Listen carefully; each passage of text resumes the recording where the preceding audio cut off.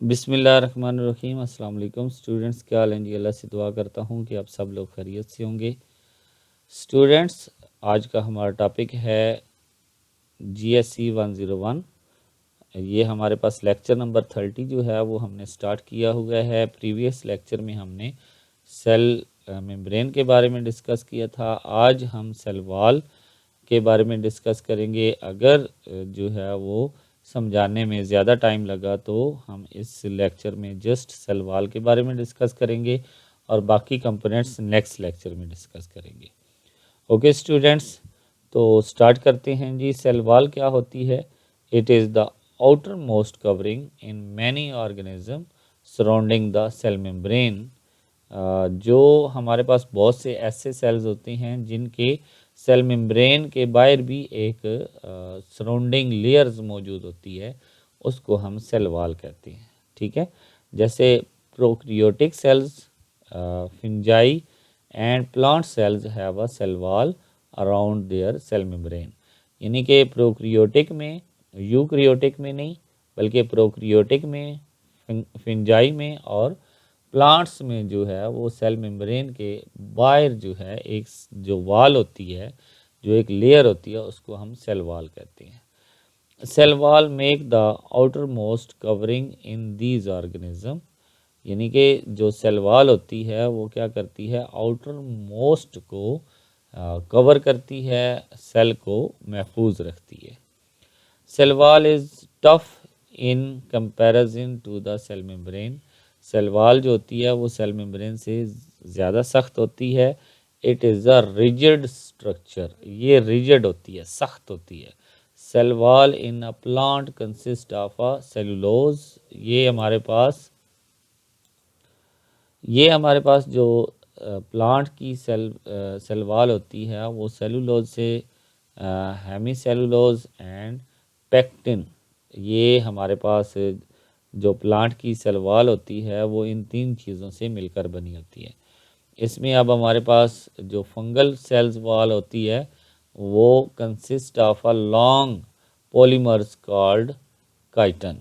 ये हमारे पास chiton long polymers होते हैं, उनसे मिलकर बनी होती है। इसके अलावा ये प्लांट की जो है वो तीन चीज़ों से, इसके अलावा हमारे पास जो फिंजाई की होती है वो एक ही चीज़ से बनी होती है, इसको आप काइटन भी कहते हैं।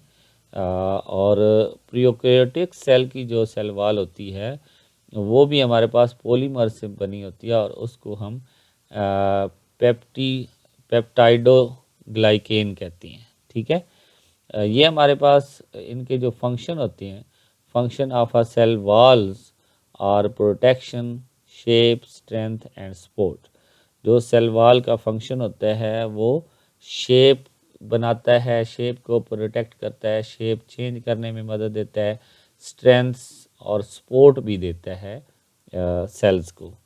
Plant cell wall cell have a two type of a cell wall. Plants के अंदर दो किस्म की सेल वॉल होती है, primary cell wall and secondary cell wall. एक को हम प्राइमरी कहते हैं और एक को हम सेकेंडरी कहते हैं। Primary cell wall consist of a mainly cellulose, hemicellulose and pectin.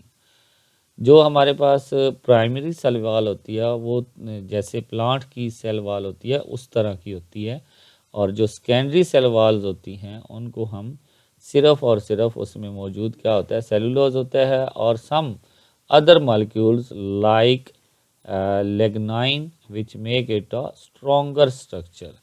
या तो जो सेकेंडरी सेल वॉल होती है वो सिर्फ सेलुलोज से मिलकर बनी होती है और उसमें कुछ और भी मॉलिक्यूल्स होते हैं जैसे लिग्नाइन।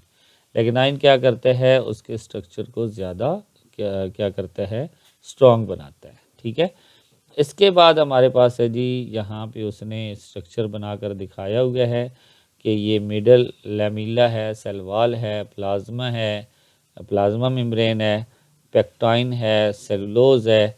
ये सारी चीज़ें उसने आपको प्राइमरी सेल वॉल भी दिखाई हुई है और सेकेंडरी सेल वॉल भी आपको दिखाई हुई है। ठीक है, तो इसके बाद हमारे पास है जी साइटोप्लाज्म। साइटोप्लाज्म क्या होता है? Cytoplasm is a semi transparent substance present between a plasma membrane and the nucleus।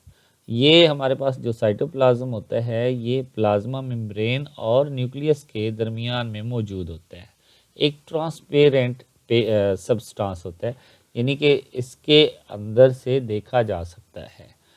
It contain water in which organic, इसके अंदर जो है वो पानी मौजूद होता है जिसमें ऑर्गेनिक चीज़ें मौजूद होती हैं जैसे प्रोटीन और कार्बोहाइड्रेट्स, एंड इनऑर्गेनिक मटेरियल्स जैसे कि सॉल्ट। यानी कि एक किस्म का पानी होता है जिसके अंदर ऑर्गेनिक चीज़ें भी होती हैं और इनऑर्गेनिक चीज़ें भी होती हैं, और इसको हम कहते हैं cytoplasm, which are partially are fully dissolve in this solution. जो कि ये जितनी भी ऑर्गेनिक और इनऑर्गेनिक चीज़ें होती हैं वो इस पानी के अंदर मिक्स हो जाती हैं।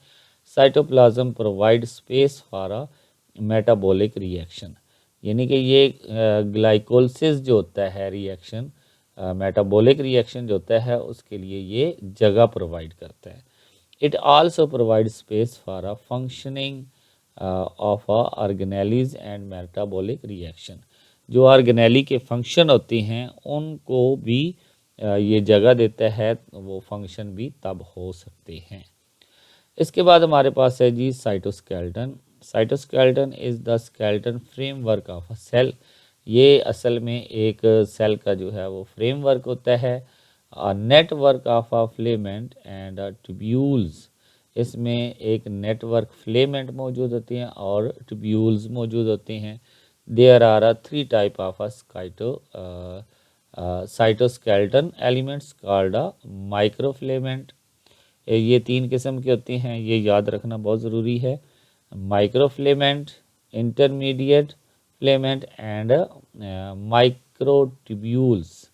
यानी कि पहला माइक्रोफिलामेंट है, दूसरा इंटरमीडिएट है और तीसरा है माइक्रोट्यूब्यूल्स। तो इनको डिस्कस करते हैं। माइक्रोफिलामेंट्स आर द स्मॉलेस्ट, ये सबसे छोटा इसका जो है इसका डायमीटर होता है in their diameter. These help in a movement of organelles, ये ऑर्गेनेलीज की मूवमेंट में हेल्प करता है, एंड द सेल, और सेल की मूवमेंट में भी हेल्प करते हैं। These consist of a helical chains of a proteins called actin. ये हेलिकल चेन्स प्रोटीन का हेलिकल चेन्स होता है उससे मिलकर बना होता है और इसको हम एक्टाइन भी बोलते हैं। इन मसल सेल्स, ये मसल सेल्स में मौजूद होता है। दीज आर हाईली मॉडिफाइड, इसको बहुत ज़्यादा जो है वो मॉडिफाइड किया जाता है। Intermediate filaments are intermediate in size, intermediate जो फिलामेंट होता है उसका साइज़ भी दरमियाना होता है। These consist of a different protein, ये जो है मुख्तलिफ प्रोटीन से मिलकर बना होता है। Belong to a protein family, और जो कि प्रोटीन फैमिली से तल्लक रखती हैं, जिसको हम क्या कहते हैं जी, keratins.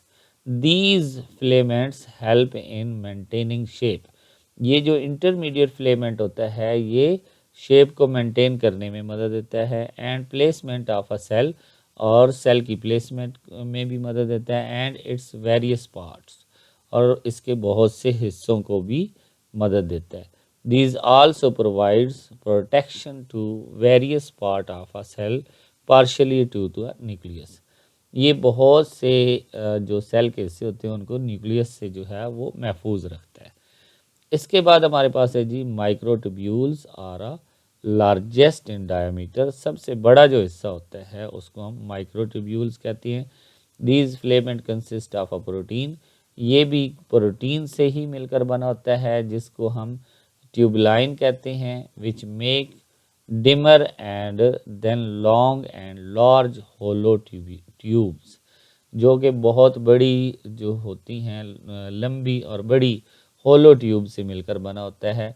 These help in a movement of organelles, ये ऑर्गेनेलीज की मूवमेंट में हर जो है हेल्प देता है। इनसाइड द सेल, सेल के अंदर जो ऑर्गेनेलीज मूव करती हैं उनमें मदद देता है। And also in a movement of a cell itself, और साथ में ये सेल को भी हरकत करने में मदद देता है। इसके बाद है जी cilia and a flagella, consist of a microtubules. जो सीलिया होता है या फ्लेजिला होता है वो माइक्रोट्यूब्यूल से बना होता है। These filament help in a maintaining shape of a organelles and a cell, ये जो ट्यूब्यूल्स होता है ये शेप को मेंटेन करने में भी मदद देता है, और ऑर्गेनेलीज की शेप हो या वो सेल की शेप हो। For example these make the nucleus lamina, ये जो है न्यूक्लियर लैमिना बनाता है। और layer that maintain the shape of the nucleus, ये वो लेयर होती है जो कि न्यूक्लियस की शेप को मेंटेन करती है। And give it a support, और उसे सपोर्ट भी देती है। अब ये चीज़ याद करने वाली है कि न्यूक्लियर लैमिना क्या होता है, जो कि न्यूक्लियस की शेप को कंट्रोल करती है, मेंटेन रखती है और उसे सपोर्ट देती है। ठीक है, यहाँ पे आपको ये साइटोस्केलेटन जो है वो दिखाए गए हैं। ये सारी चीज़ें, ये माइक्रोट्यूब्यूल्स भी हैं, ये माइक्रोफिलेमेंट भी हैं, और ये इंटरमीडिएट हैं। तो स्टूडेंट्स यहाँ तक अपने लेक्चर को क्लोज़ करते हैं। नेक्स्ट लेक्चर में इंशाल्लाह हम ऑर्गेनेलीज़ के बारे में डिस्कस करेंगे। तो तब तक के लिए इजाज़त दें। अल्लाह हाफिज़।